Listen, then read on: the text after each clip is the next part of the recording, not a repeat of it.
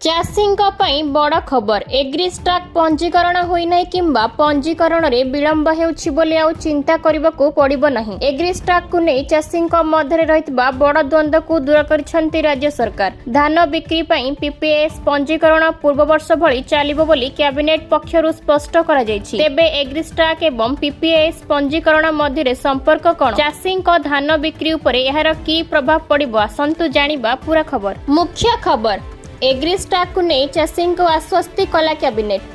राज्य कैबिनेट रो गुरुत्वपूर्ण बैठक आज मुख्यमंत्री मोहन चरण माझी अध्यक्षतार अनुष्ठित होईछि। लोक सेवा भवन रे अनुष्ठित बैठक रे राज्यर चाषी को आश्वस्त करबा भली सूचना सामना को आसीछि। एग्रीस्टाक को नहीं चाषी को आश्वस्त करिसंती कैबिनेट। राज्य रे चलित वर्ष पूर्व वर्ष भली चालिबो पीपीएस ढांचा रे पंजीकरण। एहा सहित राज्य कैबिनेट 6 विभाग रो 10टी प्रस्ताव को अनुमोदन दैछंती। राज्य रे एग्रीस्टाक फार्म्स रजिस्ट्री पंजीकरण को नहीं चाषी मध्य रे देखा देथिबा आशंका दूर करिसंती राज्य सरकार। एग्रीस्टाक पंजीकरण रे समस्या हेले धान बिक्री पई पीपीएस रे पंजीकरण करिबारे बाधा सृष्टि हेउतबा अभियोग को मंत्रिमंडल गुरुतर सहित नेछि।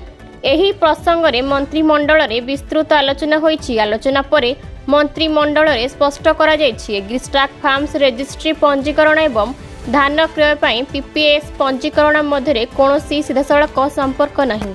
एग्रीस्टाक रे चाषी पंजीकरण होई नथिबा किंबा पंजीकरण रे विलंब हेबा जगु धान क्रय प्रभावित हेबो नाही। तेणु एग्रीस्टाक फार्म्स रजिस्ट्री रे निजर स्थिति को नहीं चाषी माने चिंतित न हेबाकू सरकार स्पष्ट करिसंती। चलित वर्ष धान क्रय पई चाषी पीपीएस पंजीकरण प्रक्रिया पूर्व वर्ष भली जारी रहिबो। एग्रीस्टाक फार्म्स रजिस्ट्री रो स्थिति को नहीं धान बिक्री करिबारे चाषी को कोनोसी असुविधा हेबो नाही। सरकारनकर एही स्पष्टीकरण परे एग्रीस्टाक पंजीकरण एवं धान क्रय को नहीं चाषी मध्य रहितबा द्वंद्व दूर हेबो। एग्रीस्टाक पंजीकरण रे समस्या थिले मध्य चाषी धान क्रय पई पीपीएस पंजीकरण निर्धारित प्रक्रिया रे चलिबो। तेणु चाषी भाई भौणी माने एग्रीस्टाक पंजीकरण को नहीं चिंतित न होई सरकारक स्पष्टीकरण को ध्यान रे रखंतु। धान बिक्री पई पीपीएस पंजीकरण पूर्व वर्ष भली जारी रहिबो बोली स्पष्ट करा जायछि।